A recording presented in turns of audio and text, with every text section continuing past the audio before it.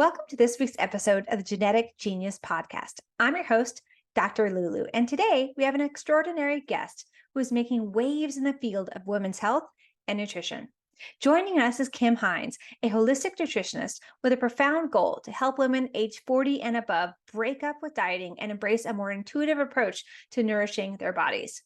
Kim is on a mission to empower women to manage their bodies intuitively and feel confident without the constraints of restrictive diets.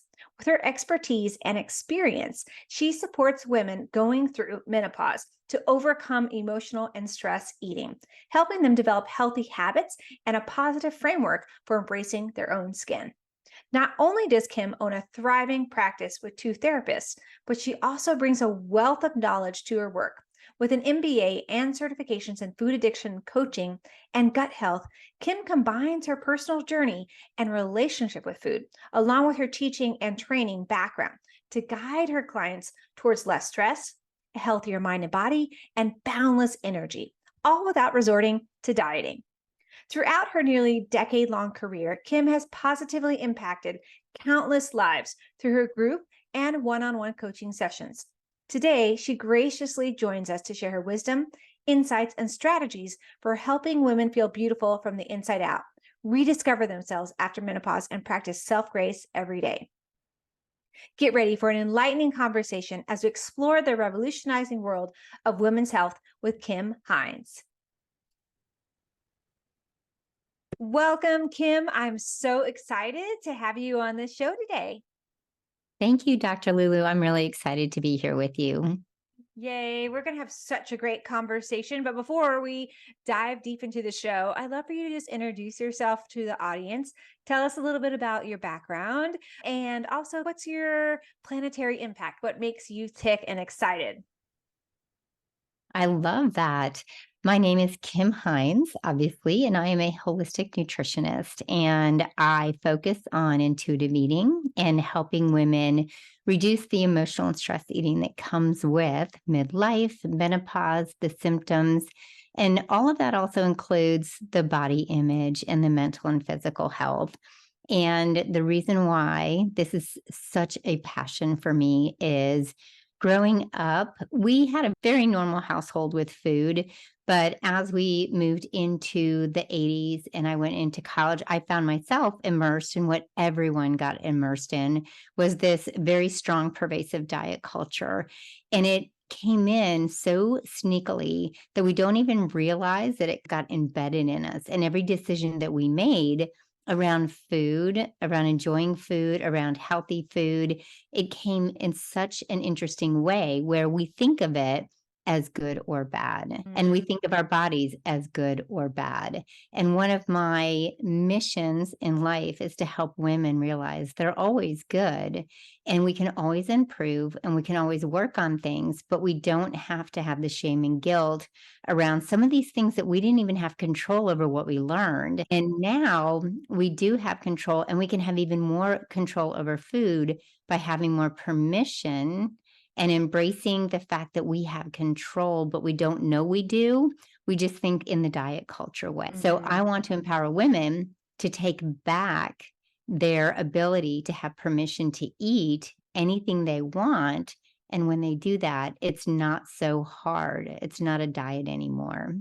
I love that, Kim, and thanks for sharing a little bit about your background in relationship to the timeline of nutrition. We sure have had a big evolvement of food over time. It's so interesting that you brought that up, and I always notice that because my mom, her mom grew up like in the cooking in the 50s and the 60s, which is a very interesting time of food, right? Where everything went from like home cooking to make it in a package to TV dinners, which I think helped my mom then evolve into her style of cooking, which is all from the 70s, right? This like super like natural way, healthy, bringing things back to the body, which inspired me, I think, for my love of health and my love of eating and cooking. So I love that you brought that in. Thank you so much. I appreciate that you brought up the 50s and 60s and the 70s because what happened that I saw throughout our family is grandma and grandpa always cooked. Grandma got up and cooked a real breakfast every day. They ate a lot of food and they also ate food that we now may look at again in air quotes as bad food, Mm. saturated fat and eggs and things that we have gone through. We know myth, not a myth. And then when I watched my mom go back to work and we had all these new processed foods and frozen dinners and all these things that we could have, what happened was we were thinking it was such a great thing because we had this convenience and the family could be fed more quickly. We could run through drive-through more. Remember, that used to be a treat. That was Right. not something that we did every Every Wednesday day. night for dollar burgers because it's been a soccer night with the kids or something. Right. So it is interesting how we have evolved. And I really do think that I'm seeing a turn in a lot of people who do want to go back to the 70s where we're cooking and it's real. And I'm watching young women make their own baby food. It's Mm. really exciting to me. I love that. Thank you. Yeah, what a great segue into our empowering conversation today. So let's talk about how you specifically empower women to like break free from the dieting mentality, which I personally don't even like to use the word diet because it has its connotations,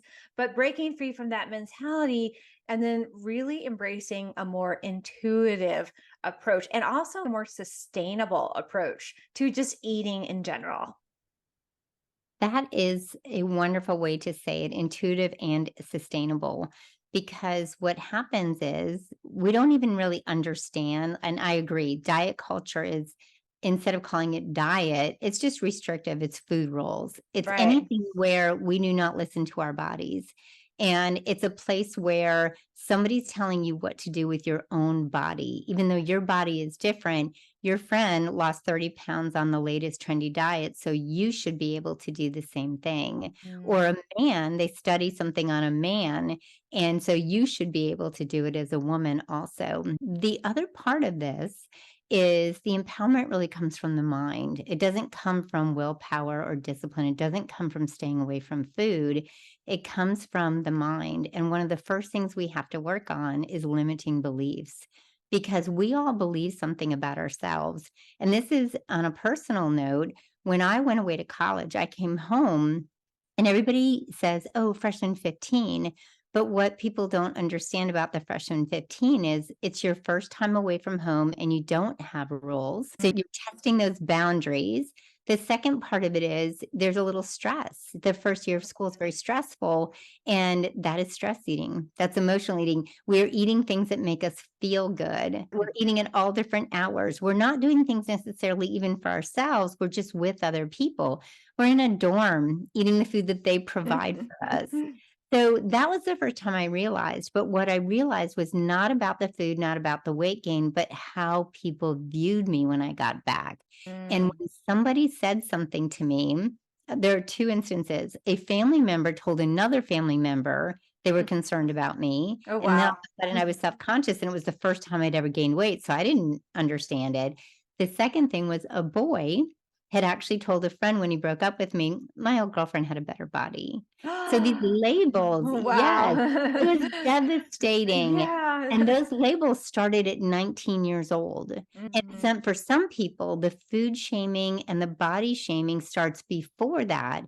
And when it is in the subconscious, it comes up for every single thing that we try to do and achieve, including getting healthy, because it says, you're not good enough. This is where you are. Those are the things that we have to work on first. So when I'm helping Mm. people break free, we break free of the labels and we talk about the truth. Where are you today? What is your worth? You decide your worth. Then we actually do talk about food and we talk about the pros and the cons of the food that they're eating. We don't talk about weight and we don't talk about fat and sugar and calories. We Mm. talk about how is this affecting your blood sugar? This could be affecting your mood. This could be affecting how you feel during the day. And that's just an example. The empowerment is in the information and the empowerment is in the self discovery. And then the last piece of it is the self-compassion, Mm. because when we beat ourselves up for eating food that is just food, it's not, and I don't mean to say just food because we do feel emotional about food, but Right. it's not a good or bad. when we beat ourselves up, that shame guilt cycle, it Mm. keeps it going and keeps it Mhm. going and keeps it going. Oh, that's great, Kim. I really like how you brought in the limiting beliefs part and also how you tied it into your own story, because that's how we can relate, especially listeners out there who we've all had our own experiences, especially as women, right? Or someone has said something to us about the way we looked or about what we were eating or anything around those lines. I know that the listeners out there can totally relate. I can. And I really liked how you brought in the piece about when it comes to food, to the labeling aspect, what we're eating, and not when we're in that first stage, like not talking about what it's specifically doing, but how is it relating in our body with the systems, with the physiology of our body, what's it doing on the inside. And the emotional part of eating is, I would say, like 99.99% of what we choose. Absolutely. Yeah. I also think it's interesting to me that when people have that emotional attachment to it, they think that's a bad thing. But Mm. remember, family meals, fun and Mhm. emotional, we look back to that. When your parents gave you a treat or they took you out for ice cream, those are emotional things. We don't have to look at it always as a bad thing. Yeah, emotions are, like you said, it's very important to recognize how we feel when we eat something that makes us feel good. Oh, like I love right now, I'm like over the moon with the strawberries in my backyard. Go out and eat a fresh strawberry that's almost like warm from the sunshine. It's like drips down my face. That's an emotion. I was like, oh, I was gonna eat like 1,000 of them, but I don't. Oh, but it's an experience, and that's Right. the great thing. You are enjoying your food. It is an Yeah. experience plus Mhm. that emotion. Right. Yeah. And I can just feel it radiating to all my little cells, like doing a little happy dance, like, I love strawberries. So, yes, emotions are totally connected to everything that we do when it comes to health, not just eating, but every single piece.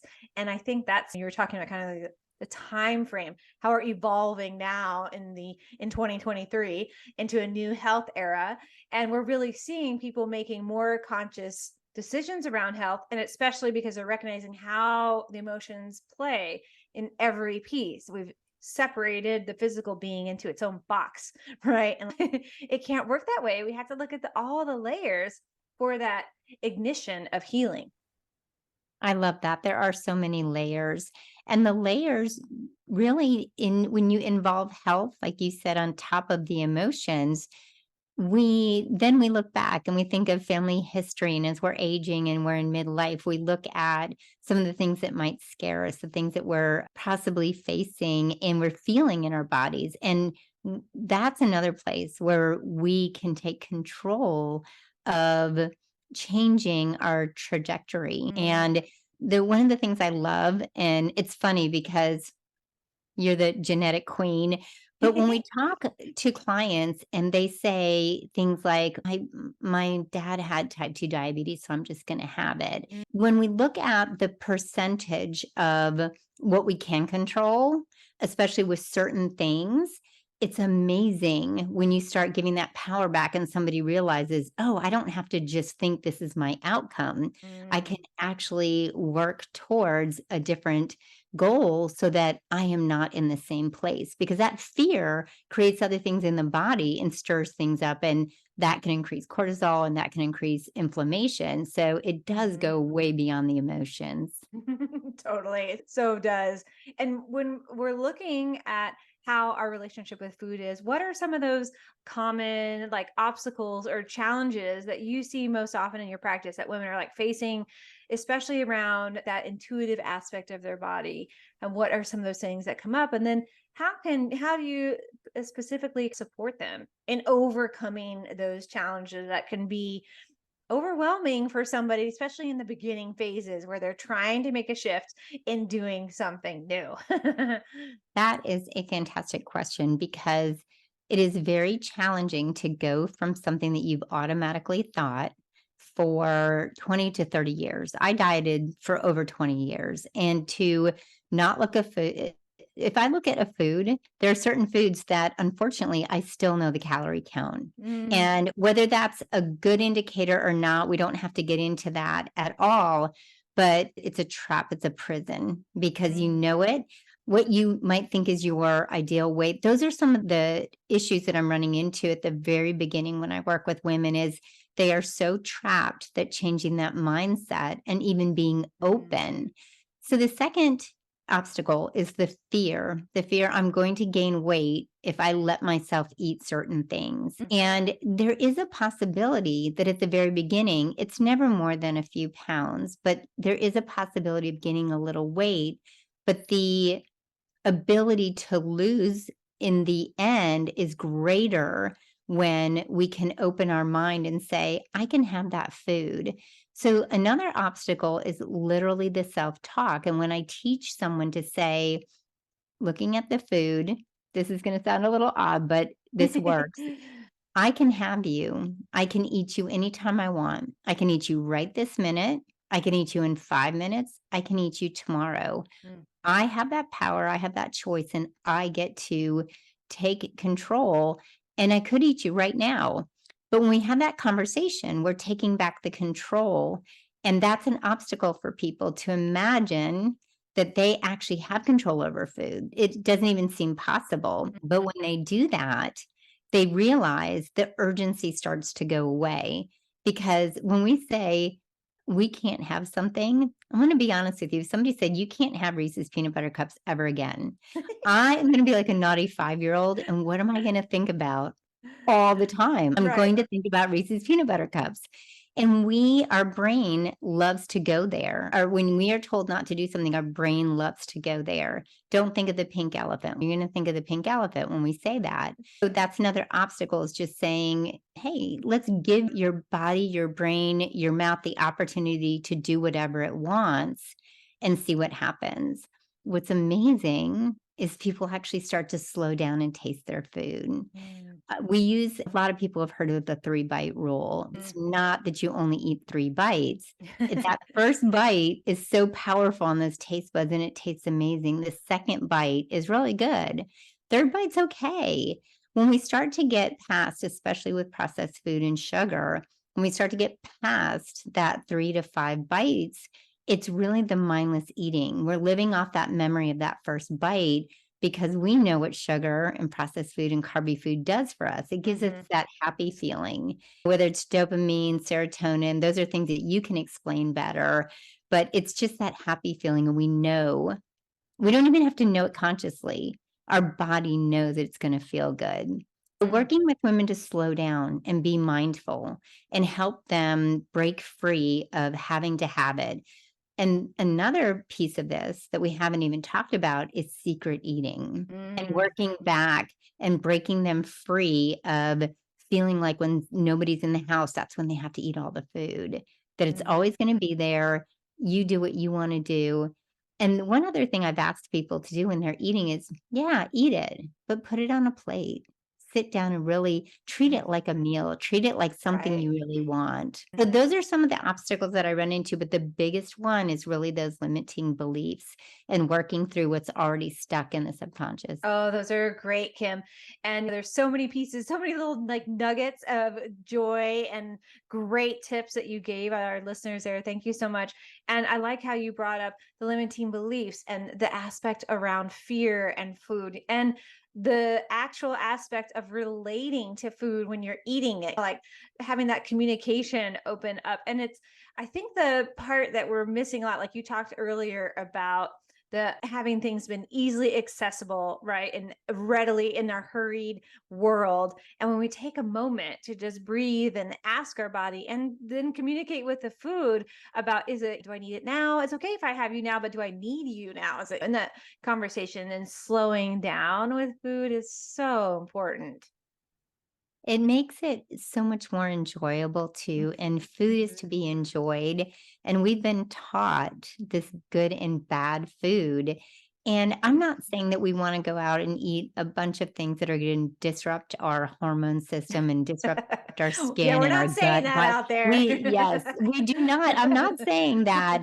But what I am saying is we do want to live life. And Mhm. sometimes we have to be in an all or nothing bucket in order to we need this structure. And really, if we can let go just a little bit, there is, by the way, there is room in intuitive eating for a little bit of structure, because what's the definition of intuitive eating? It's really what's working for your body, your lifestyle, and your way of thinking in order to stay healthy. But that means balanced mind and body. Oh, I love that you brought that up.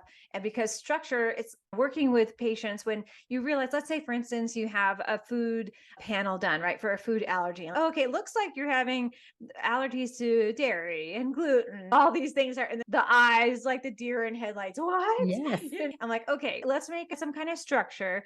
And then how about if we eliminate these in a time frame? And so, like in 90, I always give patients 90 days because then the body is remaking the cells. It has this whole like releasing of this addiction that the cells have. So it's a real turnover. I'm like, okay, let's just do this for 3 months. 3 months of your life, you can handle that, right? Like most people can handle that. Give me the 3 months and then let's see what changes your body has, like that empowerment piece. So when you're in that place of maybe eliminating a food, then what are the foods you can bring in? I always try to have that vision with patients. It's not restrictive, we're just shifting. What can we bring in that you weren't eating before as a way to start having new foods on the plate, like you mentioned, having that rainbow plate, having the balance on the plate, right? Instead of it being all those foods. Maybe you're gluten and dairy, maybe you're having pizza a lot, right? What can you shift to remove the pizza? Maybe you're having a nice protein and a salad. But yeah, I think that's a really structure is very important, but in a way that you mentioned too, not from that fear perspective. If I have this structure, then I'm afraid to eat that food. That's the thing that I see come up with patients in that fear place. Oh my God, if I eat that pizza now, what's going to happen to me? I'm like, okay, let's not go into the fear about it, but an empowerment piece about how do you feel when you eat it? Right. And so that's a whole different place. I'll always, patients will message me, is it okay if I go out and have a piece of cake for my birthday? I'm like, of course. Yes. Like, Live your please, life. yeah, live your life. I'm not the controller of what you eat. I think that's an important piece. It's like we want to enjoy food, but we also want to be conscious. I'm like, if you are going to eat that cake, what's going to happen? Be aware. Maybe your blood sugar rises, like you talked about. Maybe dairy and gluten are a trigger for you, and maybe you have diarrhea. You want to be conscious of the outcome. Exactly. And I love that. I love that your clients will ask you that. I get the same thing. They'll be at restaurants and asking if they can have a glass of wine or if they can have the pasta. And one of the things that we've worked on is when you are treating your body as well as you possibly can for as long as you possibly can, you're setting yourself up for a gut that can handle things better when you Mm, do slide off and decide to have fun. And when I say sliding off, I slip inside, having fun, not like I'm off the wagon and I need to beat myself up. I want you right. to have fun. But the other thing is, I'm so happy that you brought up food sensitivities under the abstinence side of intuitive eating. And I'm a little bit of an outlier on this. A lot of intuitive eating coaches do not really like the abstinence side of things. But again, I think it's what works for someone who is really needing to find the best way to feel great in their body. And one of Mhm. my clients is finding that dairy and gluten are such a challenge. So we changed the focus. And instead of thinking about taking out the gluten and the dairy, she happens to be someone who loves to work out. She happens to love to be very active. So we focused on getting enough protein, getting enough fiber in there. And when she really worked on that and didn't count it, wasn't thinking about macros, wasn't thinking about calories, but when she did that, it didn't leave a lot of room for some of the other things that were really invading her gut and making her, and she had skin issues from it. Even with, and this is what you find this too, I'm sure, even when people see visible signs of their sensitivity, there is still an addiction attached to it, and it takes time to let go of what's not serving us. Mm. And I even had to do it. I let go of alcohol about a year and 5 months ago. And I would have it and I'd be like, I'm fine. And then the next day, the anxiety, the not feeling great, and I wouldn't have much. But it took me from 18 to 55 years old to finally say, you know what?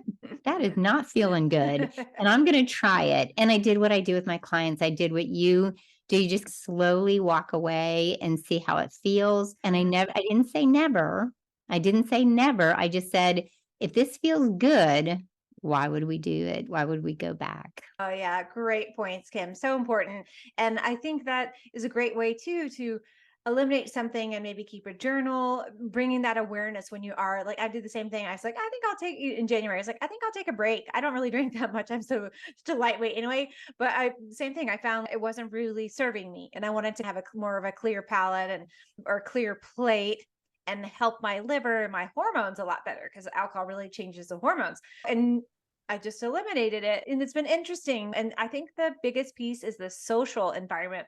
And I love, and that might be a great question. When we're in Yes. that social environment and we are eliminating some foods that maybe they for our own choice or recommendations, how do we then make decisions in a social environment that doesn't put us up on a pedestal or single us out, especially during the holidays? Like July 4th is going to be coming up soon. And that's a huge thing. People are like, okay, if I tell everybody I'm not eating that, what are they going to say to me? That's a really big challenge, and I understand that both from the food and the alcohol standpoint. And that is when we do the inner work is becoming strong and understanding that what we're doing is for ourselves and that we have to live in the body that we're in.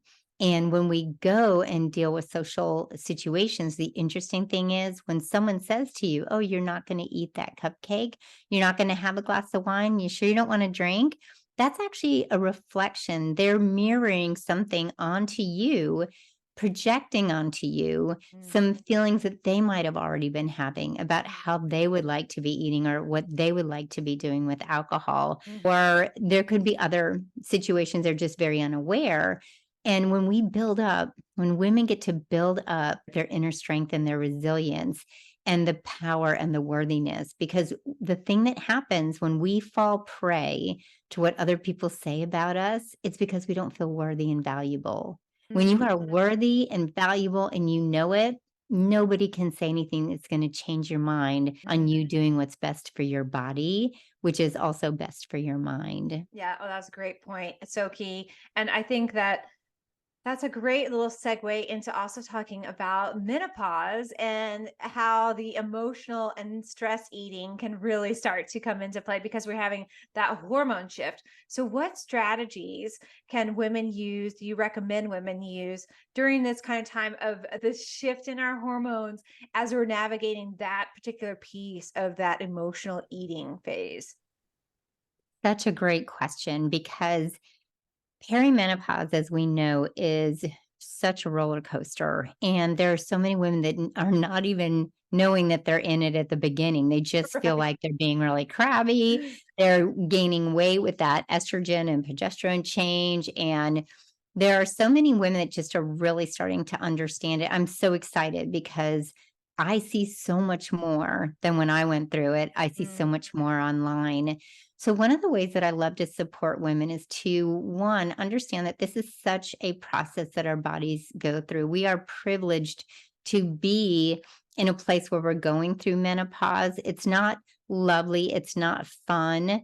But if the alternative is, back in the 1700s, 1800s, people didn't make it this long. So, women didn't even really know this didn't happen. We are privileged to have all these options with it too. So if right. we can just stick it out, learn to deal with the symptoms and get help. People like you are amazing, and naturopathic doctors are amazing with having ways that we can naturally and holistically help our bodies. And I think when we get to a point, when we get to postmenopausal stages, it's so much easier because we know where we stand at that point, and then we can make some really sound decisions. Also, I am not pushing hormone replacement therapy on anyone, but I am telling everyone to do your research because there are women out there who are thriving again. And they're thriving because they've gotten through the symptoms. They've had these holistic ways of dealing with it. And then when they figured out what they wanted and how they wanted to deal with it, they're now feeling back to having energy, not having Mm, headaches, not having anxious thoughts, mm. not eating everything out of the pantry, not screaming at everyone around them. Dang. So what I ask, Sleeping. yes, sleeping is huge. Mhm. So I'm going to park on sleeping for just a moment because when women don't sleep, it sets off so many things in our Mm, bodies. When we have cortisol that is spiking, and that alone creates inflammation, we know, mm, but it also creates that ability to want to grab food to calm down. Other side of it, this is the sad part, we will want to eat in any situation because then we're fatigued. We also, and think about this is so amazing. Our bodies are so smart. When we are super tired, what is it that we want? We want the carby food, the sugar, the glucose, right. the energy boosting stuff. Our Right. The body is spike. not dumb. Yeah. Yes. And we don't even consciously necessarily know that's what we reach for. And it's quick and it's easy. So I have women do a lot of different techniques.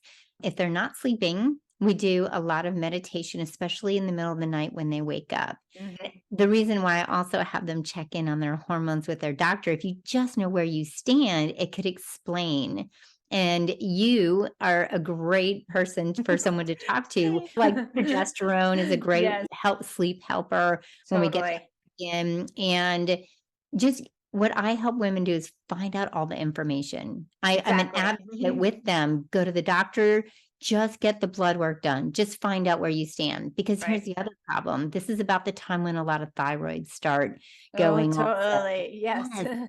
And if they're not checking that, then they don't know. And it's all again, what does it do? It all comes back on my fault, my fault. Mm, Section starts to spread. And yeah. again, oh, it's my fault. I'm eating too much. And we are sometimes eating differently because we Right. don't feel well. We're Mhm. not exercising because we don't feel well. Or here's the other thing that my women do, they double down. They double down on Mm, restricting their calories and cardio and all the things that just make everything go haywire. Our right. endocrine system's, wait, I'm freaking out. What do I Right. do? What are you doing to Yes.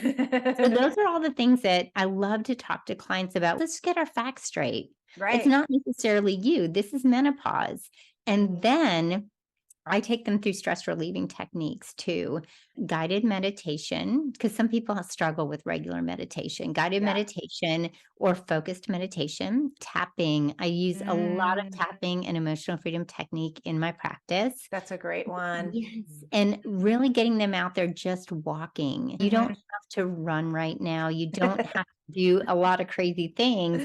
Just get out and walk because that processes your day, Right. stabilizes your blood sugar, gets that circulation going, gets you away from everything. And when you're walking, you're not focused on your body. You're Mm, focused on movement, you're focused on nature, you're focused on things that we're just trying to get that nervous system brought down a little bit. that's right. Yeah. So those are some of the things that I do with my clients, and there's 100 others, but those are like my top favorite ones. Oh, those are great recommendations.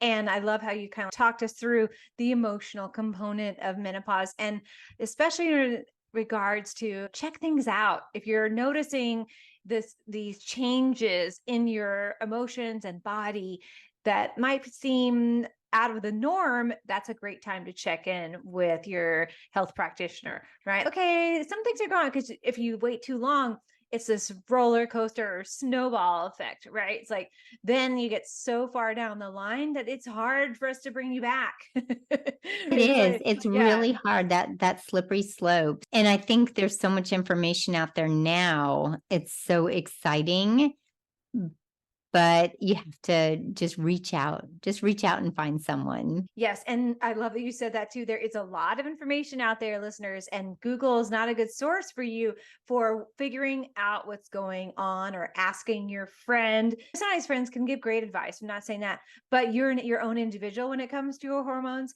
and what is going on with your friend or your sister, mother, whatever might not be going on with you. So it's really good to test, don't guess. That's what I always say when it comes to Oh, I hormones. love that. Yeah.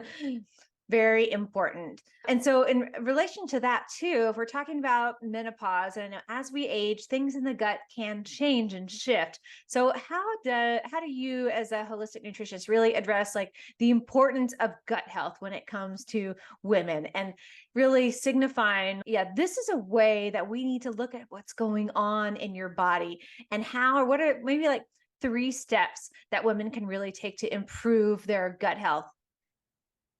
That is so important. When we are going through menopause, one of the big things that happens is we do get bloated. There Yep. are some of my clients have a little bit of a motility issue. They're Mhm. not going to the bathroom as much every day. And the other thing is just inflammation, being more sensitive to food in general. So, what I ask my clients to do, we go through three things. And the first thing is it goes along with the intuitive eating. We eat in meals. We don't, and so snacking is actually a marketing term because it is to sell snack food. And so what I try to have my clients do is if you're going to eat, that's great. We need to eat, we need to fuel, and we need to keep the blood sugar stable. But eat in meals and Mhm. not eating all day long. Let's give the gut a little bit of a break. Let's let Right. things go through and eat things as a balanced plate. And of course, we're going to have the little treats and things like that. But so the first thing is just having that digestion rest. And at night, making sure that we are giving time for it to Mhm. rest, to go to sleep, because again, it affects our sleep. And there's this whole debate over intermittent fasting, when to eat, everything in the morning. That is, yeah, that is another thing I talk to my clients about and really ask them to every single day for the first few weeks that we're working together to really listen, because they do things because they hear it. They don't do things because they hear themselves in their own body. So we talk Yes. about that and then Mhm. taking that break in between. So that's step number one. Step number two is to really look at the food. You want to be able to eat anything, but we know that the inflammation that can be caused in our gut and the things that get so bubbly and not feeling good. And again, it's the exact things you talked about, the gluten, the dairy. And I ask them, this is your journey. So you figure out, what can you do right now? Can you only experiment with dairy? Let's do that. Let's just pick one. Can Right. you only experiment with gluten, corn, whatever the things are that they're having trouble with? And interestingly enough, we were talking about abstinence. I have a client who wants to give up sugar, literally feeling it. She sees it on her skin and she feels it in her joints. And that is really a gut thing, right? Yes. That's where it starts. So we look at those things and say, every time you eat this, journal it, tell me what's going on.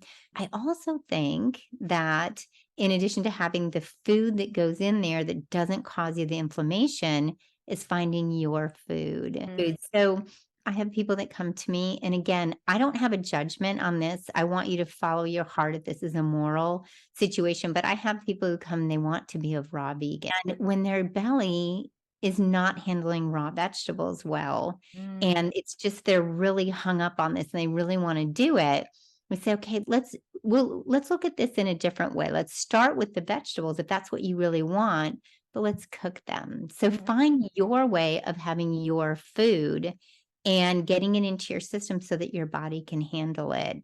And then the last thing, even though that's number 4, is I also ask my clients to come to people like you, functional medicine, naturopathic doctors, to find out, are there supplements that could be helping the things that are going on, could be Mm. helping. And constipation is such a big thing. And we Oh, know yeah. hydration is huge. We have to have that hydration. But during menopause, the constipation, the bloating, we already feel like our insides are moving out anyway because of just the change of our bodies. But our gut is really what's pushing that out. Our gut, this is the last thing. I always have Mhm. people take a really hard look at caffeine. Oh, And yeah. that's really big in the morning when they say, I didn't even eat anything and I just blew up. Or I ate something healthy and I blew up. And that could Right. be something else. Get tested. That could be the SIBO candida. We don't, there's so many different Right. options. Yeah. There's so many. So I Yes. went over 3, but I really think there's so many different things that we can go. Mm. And that's the beauty. There's so many options to check it out and Right. find out what works for you. Yeah. Oh, those were great, Kim. There's just so many nuggets in there. And I think it's so important. I'm trying to think of some of the great highlights that you picked out. There are so many. But really, I love how you talked about, especially with the gut, like looking at what you're eating as a place for how it's reflecting in your body and looking at that and seeing when I'm eating this, how's my body changing during different times of the day, especially, and you mentioned that little intermittent fasting there. And I think it's important to recognize what's going in, and then what time of the day is going in, what's that output of energy and input of energy, and how's it making you feel. I'm sure you have this same aspect when patients come in to see me. They'll say, I'm not really a morning eater. And sometimes I don't eat till 2 or 3 o'clock. And then I see all the, say it's an adrenal fatigue person or thyroid or gut. I'm like, okay, so let's just make an experiment and let's see how it feels for you when you do have a little bit of a more, and that's usually something that comes from childhood or college, right? It's like you have the coffee, you don't eat, and then you just get so busy. But looking at that can really help to shift the awareness of what it's like in our body when we do have fuel at specific times of the day. And personally, I know that if I don't eat breakfast and then I'm like, oh God, it's 11 o'clock, it's going to ruin my day. Even though I still feel like I have this false sense of energy from the day before, I'll just totally tank. And then I'm just running on this emptiness of fumes. And I think that, and I know that from my experience. And also, my family members, my husband will call me out, right? Tell me, and you're so hangry. I'm like, I know, I'm sorry. That's funny. And then I've fallen into the trap too of having coffee, Mhm. and I love my coffee. That's another thing that I don't want to give up, but there's a huge ability to suppress the appetite when you're Right. drinking coffee in the morning. So Yes. we really do sometimes don't we go and we say, "Oh, but I am listening to my body. I'm not hungry." But that is a false stimulant. It's not us really saying that. So we just have to be careful with those things. But I love what Right. you said. Experiment. This is about finding the answer through your body. Mhm. And yes, you have to try a few things to see what works out. Life is an experiment. So if you're not mixing it up and you're bored with what you've been eating, it's definitely time to mix things up and try something else. Or if you're noticing specific things and how you're feeling. So when you're helping women with this permission piece, especially because I know you mentioned a lot about the permission to enjoy food, how do then they maintain the balance of the permission and still the enjoyment component, and maintain that in the healthy approach to eating? Because I think that is it's like the seesaw effect. Oh, I gave myself permission to eat this, but then how, I know you mentioned it a little bit, but I'd love for us to dive a little bit deeper because it's a super important topic for our listeners out there in developing the healthy balance. And that's a sustainable aspect that I asked you about earlier, in that how long term, because I think I'm sure you see it with your clients as well. We try something new, it's working for a little bit, and then boom, we go right back to those old habits and we forgot how good we felt. Yes. It's We so are easy. human beings. Right. We're Human human. beings forget what they're doing. So this is a great I love that you said that because what happens is we have to really get into the mindset and really think about what we want out of this because when we do give ourselves permission, that can turn into not just a 1 day, a 2 day, a 3 day. And that's where diet and binge, restrict and binge culture Mhm. is very also an issue. And I'll be honest with you, that is one of the reasons why I have a passion also for helping women is I had a very binge restrict way of eating. It was so disordered and I was able to hide the binging because I was a marathon runner. So Mm. nobody really knew what was going on, but it wasn't good for my body. And then when I stopped running, obviously that made it even harder. We don't want to restrict, but we learn how to put things together so that you can have it all. For example, one of my clients is just really always wants to have that little piece of chocolate, that cookie with her lunch every day. And it's interesting. So that for her, because she is her own person, it's different for everyone. We just make sure that she has the balance plate first. And when we talk, we really talk in terms of not emotional eating, but blood sugar, because she Mhm. knows if she has that cookie alone, she's really going to spike. And she knows she's not going to Right. feel seen. She's just going to want 10 more. And that's part of the emotional part of it. We want more and more. When Dopamine. she, yes, yes. So when she has the protein and the veggies, and then she has the little cookie on the side. it's transporting together into the system, and it's not making as big of an impact as that cookie would alone. So we learn how to eat things, but we still get to have what we want at the Mm. same time. I have another client who knows if she starts to eat sugar earlier in the day, it's just going to compound and she's just going to do it all day Mhm. long. So she tells herself, I can have the sugar now, but I know it's going to happen and I do have a choice. But I love having it when I'm sitting down watching Netflix with my husband. So I'm going to eat this way throughout the day, but then I get to have my chocolate while I'm sitting down at night, or I get to have Mm. my glass of wine. Right. And knowing the time and the place that works best for you. And everyone is different. This is where people are not different because I help them to try not to be different. That first meal of the day, I really challenge people to not bring in the pastries and the donuts and the things Mhm. that would really tip that off, because we do all have that behavior where when we start that way, it makes it a little bit harder. Obviously, there's special days. We're going to have pancakes or we're going to have that, but have that egg with the pancake. Have Right. something that's going to stabilize it a little bit so it doesn't just put you on that roller coaster. So Mm. having permission, but you have permission to make good choices too. You Mm. have permission to love your body. You have permission to have nutrient dense food. And that's a myth of intuitive eating, that we don't crave nutrient dense food. And Mm. when we get in the habit of having it, we crave it. And I have clients telling me, I can't believe it, but I really want to have some broccoli today. I really want that. But when we're emotional and we're not letting ourselves really think through it, and we're not curious and looking at why we eat, you're never going to pick broccoli in an emotional moment. You're going to pick the You're cookie. not? Not going to pick it. And you're going to overeat. I can eat 10 Girl Scout cookies, but I can't eat 10 apples. We're not going to go there. Okay. So you do bring those Samoas on. But permission is important, but permission with nutrient dense food is also very important. It's so great, Kim, and bringing in that practice of really having that self-compassion when it comes to eating. It's just so important, right? We're like looking at all the phases of how our body feels, how we are emotionally, and then also not being so critical on ourselves. I think that's a piece with women. It's because media is a big component, right? The body image, how it creates us. And then we have that carved into our mind. I think you mentioned the 80s, right? That 80s body. We're in a whole different realm in the 2023 with everything on social media around us creating all these different images.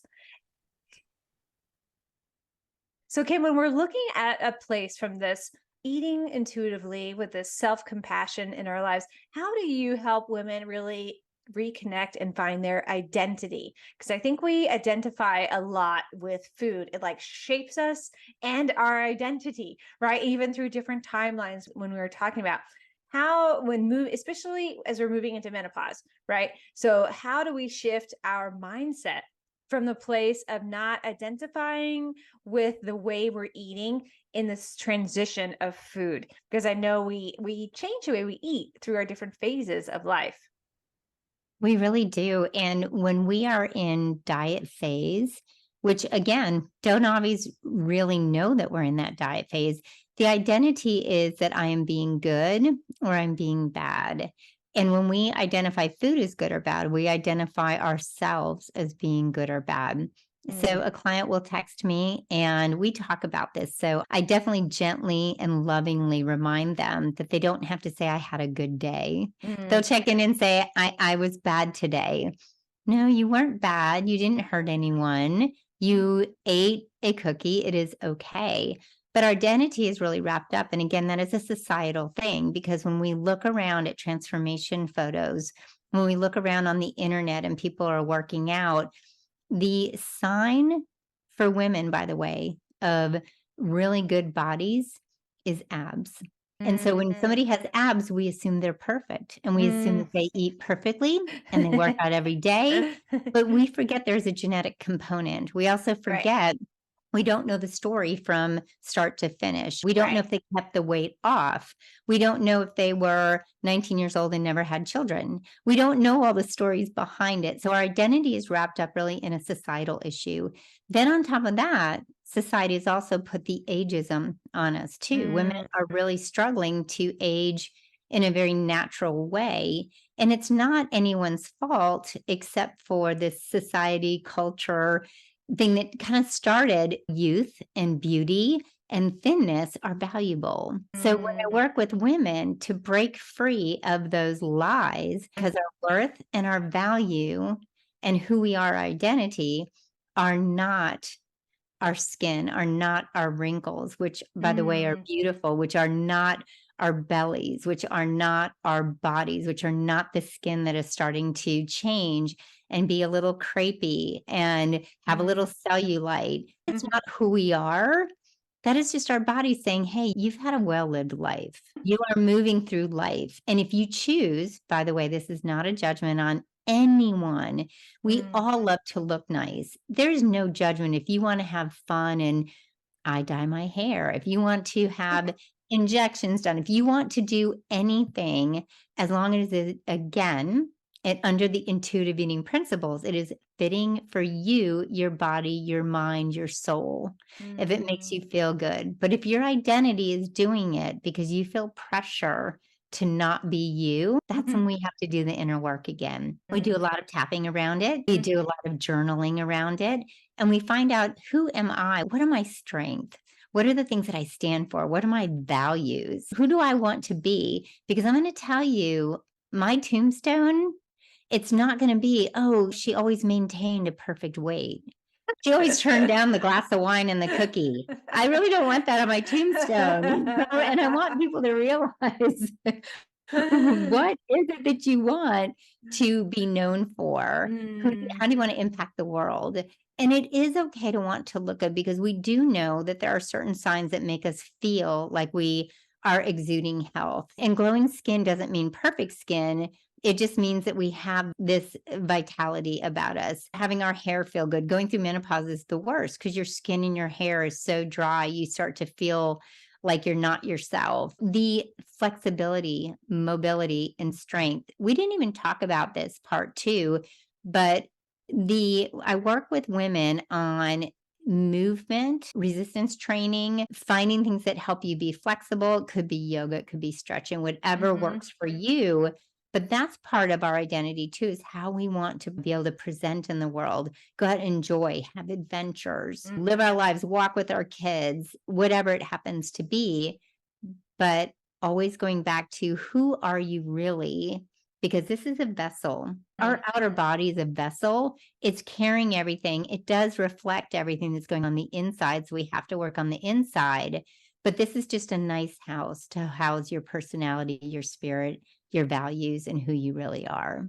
Ah, the vessel. I love that. Yes. And when we can identify in a different way with who we are and identifying from our own perspective instead of others, like you mentioned, it completely shifts our life. And I love what you said about the tombstone. So true. And that's, I think that's a great question out there for our listeners. What do you want your tombstone to say about your life?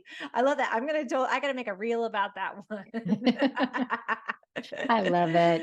Kim, we could talk, I think, for hours. And I even having you back on and just talk about exercise. You just mentioned it at the end, which it's so important, especially as we're aging as women. There's so many different pieces of menopause and aging and keeping this healthy body, this vessel. We do have it. We want to have it. And now we're living longer. And especially as women, we want to have longevity. We do want to be conscious of natural aging, but we want to age like amazingly, right?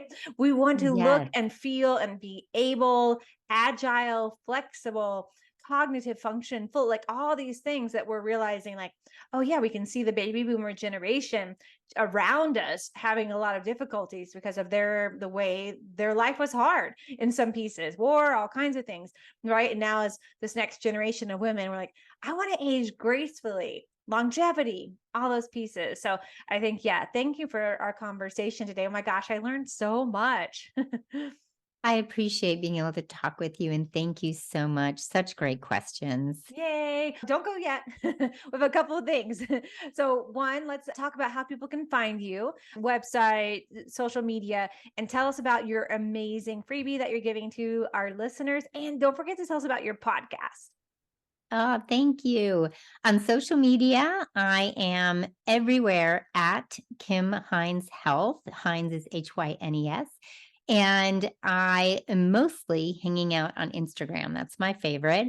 My website is pretty simple, www.kimhynes.com. Easy. And I do have, if you go to Instagram to the link in the bio, I have 10 tips to help you stop stress eating. Mm. And it's just easy daily tips that are not overwhelming. They're things you can fit into your actual daily routine. And then I just started a podcast and I'm so excited. Everyone needs to listen to it because Dr. Lulu is going to be on my podcast in August. And I'm excited about that. And yes, it's called the Emotional Eats Podcast. And I'm really excited because it's a new project for me. And you are doing such a great job. You've been doing such a beautiful job of interviewing and being on my podcast. I appreciate you so much. Oh, thank you, Kim. Okay, one last fun question, and then we'll say goodbye to another time. If you had an unlimited budget, what would you do right now to make the biggest impact on our planet? Wow, that is such a good question. If I had an unlimited budget, I think what I would do is even though I'm very interested in helping women, I'm really interested in farming. I know this is a little Mm.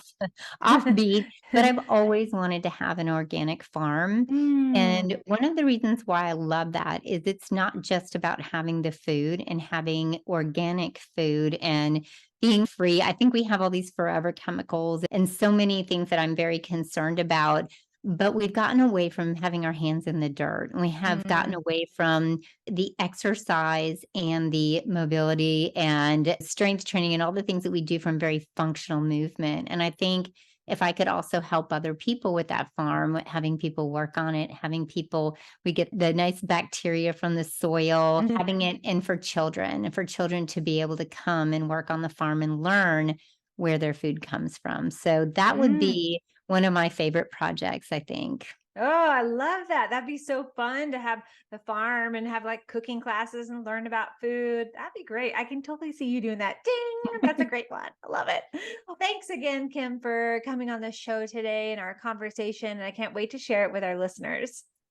Thank you, Dr. Lulu.